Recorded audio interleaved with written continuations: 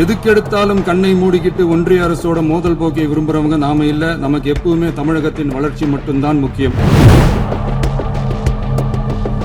மத்திய அரசிடம் நீட்டிலிருந்து தமிழ்நாட்டிற்கு விலக்கு வழங்க வேண்டும் என்று கோரிக்கை விடுத்துள்ளது. தமிழ்நாட்டில் தமிழ் ஆட்சி மொழி மற்றும் இருமொழி கொள்கை என்பதில் நமக்கு மாற்று கருத்தே இல்லை. இன்னைக்கு சட்டம் ஒழுங்கை பத்தி கேள்வி கேட்க கூடாதா அப்படின்னா தாராளமா கேட்கலாம். இது ஜனநாயக அரசு, மன்னராட்சியெல்லாம் கிடையாது, மனசாட்சி உள்ள மக்களாட்சி. எதிர்கட்சிகள் என்னதான் சித்து வேலை செஞ்சாலும் விவசாய பெருமக்கள் எல்லாரும் நம்ம ஆட்சி அவங்களுக்கான ஆட்சி தான் நல்லா புரிஞ்சுதான் வச்சிருக்கிறாங்க.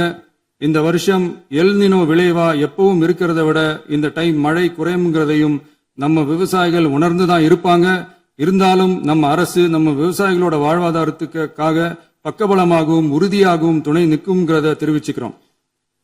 நம்ம தமிழகத்தில் ஏற்கனவே நடந்த அதி அற்புதமான சூப்பரான நிர்வாக திறன் கொண்ட 50 வருஷ அரசியல் அனுபவம் கொண்ட 2.0, 3.0, 4.0 பல 0.0 மாடல் ஆட்சி நடத்த கனவு கண்டவங்களோட அட்டகாசமான ஆட்சிக்காரங்க பல்வேறு விதமான நிதி நெருக்கடியை நம்ம மக்களுக்கும் நமக்கும் பரிசா கொடுத்துட்டு போய் இருந்தாலும் கூட்டுறவு வங்கிகளின் மூலம் 75,000 வரை பயிர்கடன் பெற்று குறு சிறு இதர பெரு விவசாயிகளுக்கு 100% முழுமையான பயிர்கடன் தள்ளுபடியும் 75,000க்கு மேல் கடன் பெற்றவர்களுக்கு குறைந்தபட்சமாக 35,000 பண பயன் கிடைக்கும் அளவிற்கு மொத்தம் 14,43,504 விவசாயிகளுக்கு ரூபாய் 5,932.23 கோடி பயிர்கடன் தள்ளுபடி வழங்கப்பட்டுள்ளது. மாண்புமிகு பேரவைத் தலைவர் அவர்களே, நாம ஒன்றியத்தில் கூட்டுறவு கூட்டாட்சி, மாநிலத்தில் சுயாட்சி என்ற கொள்கையை கொண்டவங்க தான் ஏற்கனவே அறிவிச்சிருக்கிறோம். தற்போதைய ஒன்றிய அரசு சார்ந்த கட்சியுடன் அரசியலில் கொள்கை அளவில் நேர் எதிராக நிக்கிறவங்க தான் நாம. அதே சமயத்தில் எதுக்கெடுத்தாலும் கண்ணை மூடிக்கிட்டு ஒன்றிய அரசோட மோதல் போக்கை விரும்புறவங்க நாம இல்ல. நமக்கு எப்பவுமே தமிழகத்தின் வளர்ச்சி மட்டும்தான் முக்கியம். அதுக்காக நம்மளோட அரசியல் ரீதியான கொள்கைகளையோ மாநில உரிமைகளையோ கொஞ்சம் கூட விட்டு கொடுக்கவே மாட்டோம். அதுல ரொம்ப தெளிவாகவும் உறுதியாகவும் இருக்கிறோம். இனியும் இப்படித்தான் இருப்போம். அதுல ஒருபோதும் மாற்றமே இருக்காது. அதனால இதுல யாரு திசை திருப்ப வேலையில் ஈடுபட்டாலும் அவங்க எல்லாரும் மக்கள் மத்தியில் தோற்பது உறுதி. எனவே நம்ம மக்களுக்கோ சிறுபான்மை சகோதரர்களுக்கோ நம்ம ஆதரவு இயக்கங்களுக்கோ எந்தவித சந்தேகமும் வேண்டாம். நாம் யாரோட டீமும் இல்ல. நாம எப்பவுமே பியூரான பீப்புள்ஸ் டீம். இன்னும் சொல்ல போனா நாம secular team, social justice team.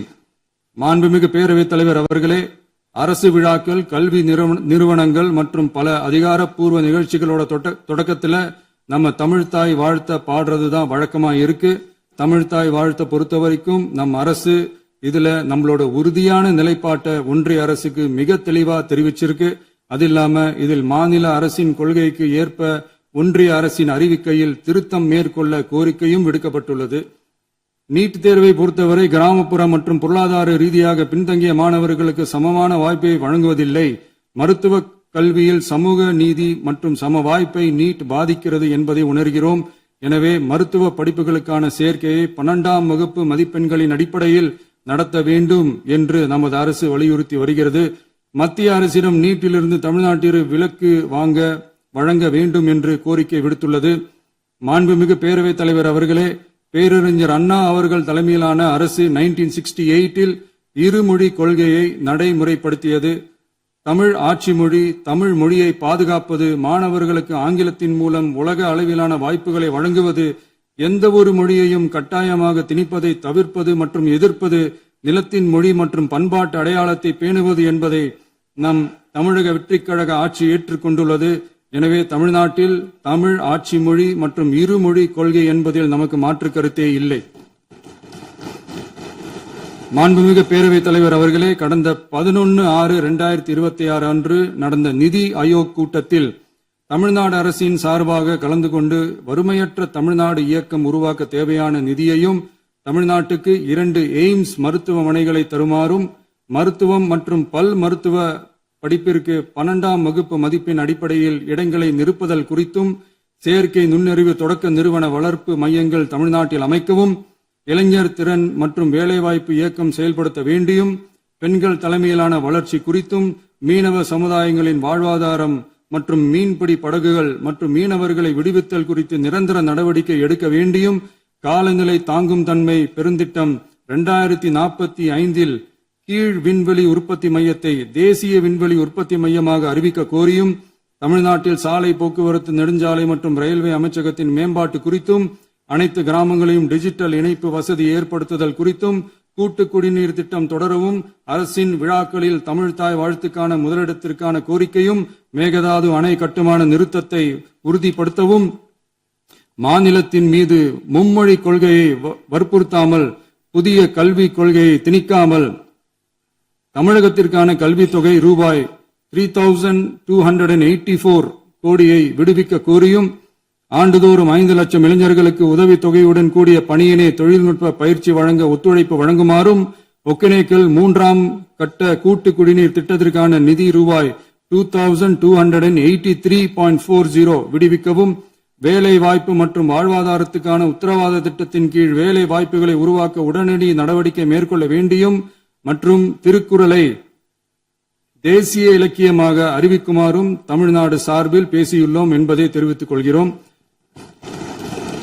மாண்புமிகு பேரவைத் தலைவர் அவர்களே, அண்டை மாநிலங்களுடனான நட்புறவு ஒரு மாநிலத்தின் வளர்ச்சிக்கும் நாட்டின் ஒற்றுமைக்கும் மிகவும் அவசியமானது. தமிழ்நாடு தனது அண்டை மாநிலங்களுடன் நதி நீர் பங்கீடு, பொருளாதாரம், கல்வி, கலாச்சாரம் மற்றும் போக்குவரத்து துறைகளில் நல்லுறவை பேணி வருகிறது.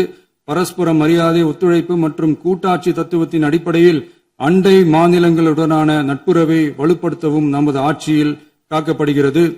மாண்புமிகு பேரவைத் தலைவர் அவர்களே, சட்டம் ஒழுங்கை பத்தி பேச்சு வந்தது. சட்டம் ஒழுங்கு சரியா இருக்கணும் அப்படின்றதுல எங்களுக்கு மாற்று கருத்தே கிடையாது. கண்டிப்பா லா அண்ட் ஆர்டர் கரெக்டா இருக்கணும், கரெக்டா இருக்கும், இருக்க வைப்போம். அதே மாதிரி பெண்கள் பாதிக்கப்படுறதையும் இங்க யாராலையும் சகிச்சுக்கவே முடியாது. அதுக்கான கடுமையான நடவடிக்கைகள் நம்ம அரசு எடுத்துக்கிட்டு இருக்கிறோம். இந்த சிங்கப்பெண் சிறப்பு அதிரடி படை கூட அதுக்கான ஒரு ஃபர்ஸ்ட் ஸ்டெப் தான். அதே மாதிரி இந்த போதைப் பொருள் நடமாட்டம் அதை கண்ட்ரோல் பண்றதுக்கும் நம்ம அரசு கடுமையான நடவடிக்கைகள் எடுத்துக்கிட்டு இருக்கிறோம். அதையும் கண்டினியூ பண்ணி எடுப்போம். மாண்புமிகு பேரவைத் தலைவர் அவர்களே, இப்ப நான் சொன்ன இந்த பிரச்சனைகள்லாம் 2026 போன மாசம் மே மாசம் 10ஆம் தேதி புதுசா வந்துடல. இதெல்லாம் பல வருஷமா இருக்கிற பிரச்சனைகள் தான், பல வருஷமா கண்டுக்காம விட்ட பிரச்சனைகள் தான். இன்னைக்கு எதிர்கட்சிக்காரங்க அதை பத்தி கேட்கும் போது எனக்கு அது அக்கறையா தெரியல, அவதூறு அரசியலா தான் தெரியுது, பழி போடுற அரசியலா தான் தெரியுது. இப்படி அவதூறு பழி போடுறவங்களை பார்த்து ஒன்னே ஒண்ணுதான் கேட்கணும்னு தோணுது. கடந்த 9-10 மாசமா நம்ம ஸ்டேட்ல சட்டம் ஒழுங்கு டிஜிபியே இல்ல. சட்டம் ஒழுங்கு டிஜிபியை போடுங்கன்னு சொல்லி எல்லாம் ஓஞ்சி போயிட்டோம். போன ஆட்சியில நடந்ததுக்கெல்லாம் இப்பதான் விடையே கண்டுபிடிக்கிறோம் நம்ம ஆட்சியில்.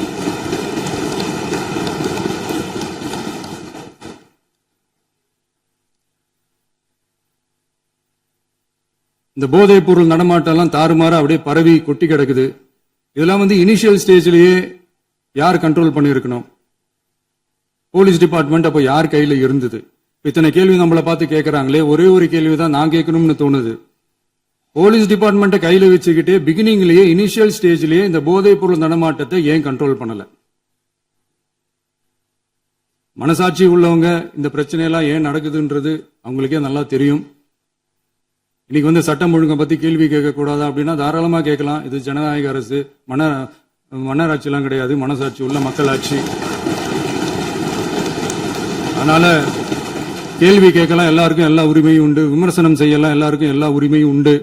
ஆனா நம்ம ஆட்சியில என்ன நடவடிக்கைகள் எடுத்திருக்கோன்றது தெரிஞ்சுக்கிட்டு அதுக்கு ஏத்த மாதிரி ஒரு நடுநிலையா பேசுனீங்கன்னா கொஞ்சம் நல்லா இருக்கும். சட்டம் ஒழுங்கை பத்தி யாருக்கு என்ன யோசனை இருந்தாலும், மக்கள் நலனுக்காக யாருக்கு என்ன யோசனை இருந்தாலும் அதை தாராளமாக சொல்லலாம். நம்ம அரசு அது காது கொடுத்து கேட்கும்.